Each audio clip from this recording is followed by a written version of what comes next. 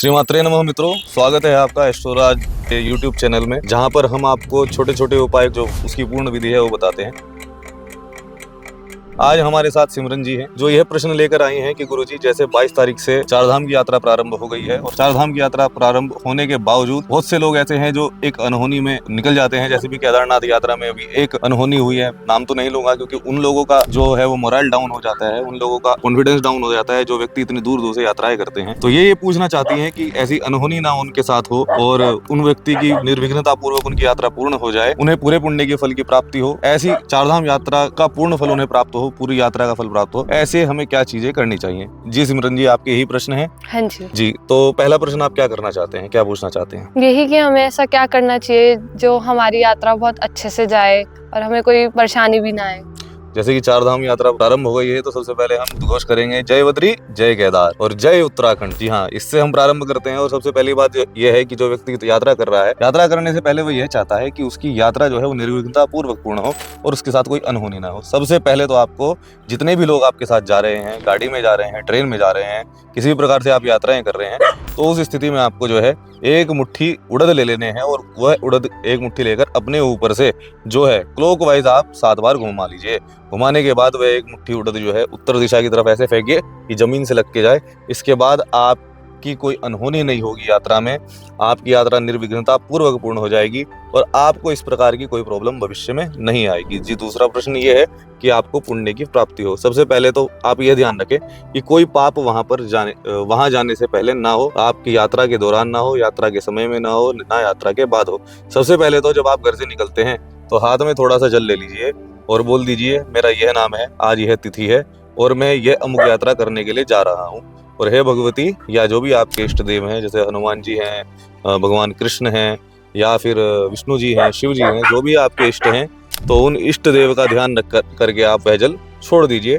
तो यह हो गया आपका संकल्प। संकल्प के बाद जो है आप शुद्ध अपना सात्विक भोजन धारण कीजिए। जहाँ भी जाते हैं, जो भी करते हैं, वो शुद्ध सात्विक भोजन आप कीजिए। और दूसरी बात यह है, शुद्ध सात्विक भोजन के साथ साथ आप किसी का भंडारा न खाएं, आप किसी के द्वारा दिया गए कोई जल और अन्न ग्रहण न करें। जो भी आप ग्रहण करें वो आपके स्वयं के पैसों का होना चाहिए, स्वयं के धन का होना चाहिए। स्वयं अर्जित किए हुए धन के द्वारा ही आपको अपनी यात्रा का वहन करना है, आप ये ध्यान रखें। और उसके बाद जहां पर भी आप रुके वहां पर शुद्धता का ध्यान रखें, जहां पर भी जाए आप वहां पर शुद्धता का ध्यान रखें। इसके बाद ऐसा कहा जाता है कि यदि आप तीर्थ स्थान पर जाकर कुछ छोटा सा भी आपसे पाप हो जाता है तो वह पाप बहुत बड़ा हो जाता है और वह पाप का अक्षय नहीं होता। इसीलिए कहा जाता है, अन्य क्षेत्रे कृते पापम धर्म क्षेत्रे विनश्यते, धर्म क्षेत्रे कृते पापम वज्रपाते न लभ्यते। अर्थात अगर आपने कोई पाप किया है वो तीर्थ क्षेत्र में जाकर नष्ट हो जाता है, लेकिन यदि गलती से भी आपने तीर्थ क्षेत्र में कोई पाप कर दिया, एक छोटा सा भी पाप कर दिया, वह छोटा सा पाप भी पर्वत के समान हो जाता है। यदि कोई व्यक्ति तीर्थ क्षेत्र में जाकर ये सोच रहा है कि हाँ मैंने तो यात्रा कर ली और अब तो मेरा काम पूरा, मेरा तो स्वर्ग की सीट पक्की है, तो ऐसा नहीं है। यदि कोई छोटा सा भी उसने पाप कर दिया है तो वहां पर जाकर उसे और नरक भुगतना पड़ सकता है। ये जो हमारे क्षेत्र दिए गए हैं, ये क्षेत्र हमारे तीर्थ क्षेत्र माने जाते हैं, ये देवताओं के क्षेत्र हैं, यहाँ स्वयं देवता आकर पूजा करते हैं। अब आपने चारधाम की यात्रा के बारे में बात की है, तो चारधाम की यात्रा में सबसे पहली यात्रा जो है वो बद्रीनाथ जी की होती है। तो जब आप बद्रीनाथ जी की यात्रा करें तो सबसे पहले बद्रीनाथ जी का दर्शन करें। बद्रीनाथ जी के दर्शन के बाद बाहर ही केदारेश्वर मंदिर है।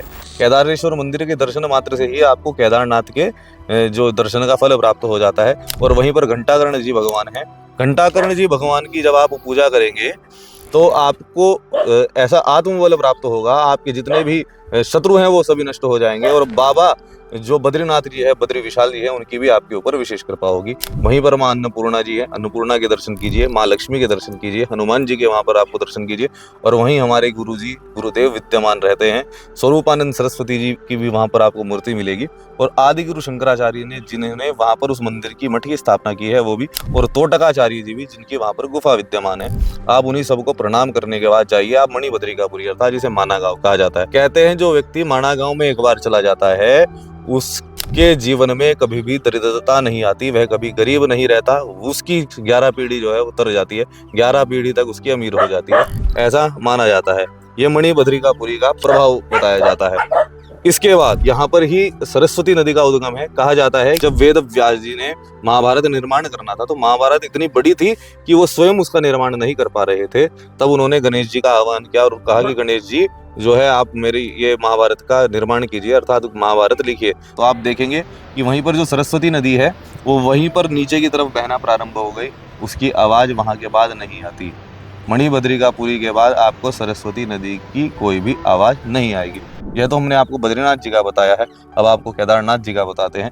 सबसे पहले आप जो है गौरीकुंड जाएंगे। गौरीकुंड में माँ गौरी के दर्शन करेंगे। गौरीकुंड में वहां पर आपको एक मंदिर मिलता है माँ गौरी का। गौरी कुंड में जाकर माँ गौरी के दर्शन कीजिए। और वहीं पर गौरी कुंड वहां पर है, वहां पर गर्म जल आता है। आप देखेंगे इतनी ज्यादा ठंड होने के बावजूद भी वहां से गर्म जल निकलता है।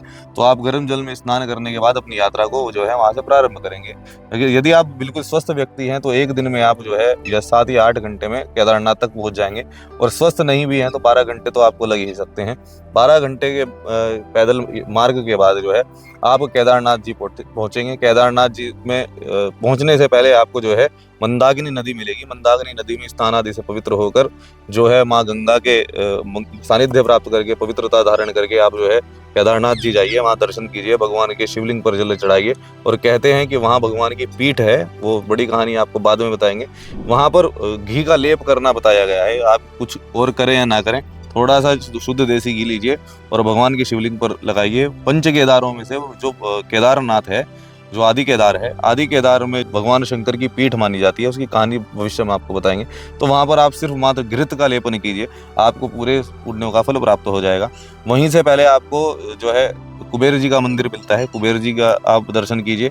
और वहीं से ऊपर की तरफ जो है आपको भैरव जी का स्थान मिलता है, भैरव जी के दर्शन कीजिए। इन तीनों के दर्शन के बिना जो व्यक्ति इस यात्रा को करता है, कहते हैं कि उसकी यात्रा पूरी नहीं मानी जाती। तो ये तीनों के दर्शन प्राप्त करने के बाद, माँ गौरी के दर्शन प्राप्त करने के बाद ही आपको केदारनाथ की यात्रा पूरी मानी जाती है।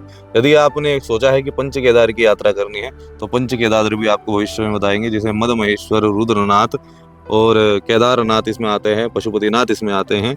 और यहाँ पर जो है सबसे ऊंचा मंदिर जिसे विश्व का बोला जाता है, उसे तुंगनाथ महादेव के नाम से भी हम जानते हैं। भविष्य में और भी चर्चाएं करेंगे। तब तक के लिए यहाँ पर मुझे लगता है समय का अभाव है और हम यहाँ बीच में जंगल में खड़े हुए हैं और यहाँ पर हमें हाथियों की और बाघों की भी आवाज आ रही है। और आप, मुझे नहीं लगता कि यहाँ पर हम जो है सेफ हैं, लेकिन भगवती का सहारा है तो हम हर जगह ही, भगवती हमें हमारी रक्षा करती है। देखिए 2 गण बिठा दिए हैं भगवती ने अपने। ये एक भैरव यहाँ पर बैठे हैं और एक भैरव यहाँ पर बैठे हैं जो हमारी यहाँ पर रक्षा कर रहे हैं।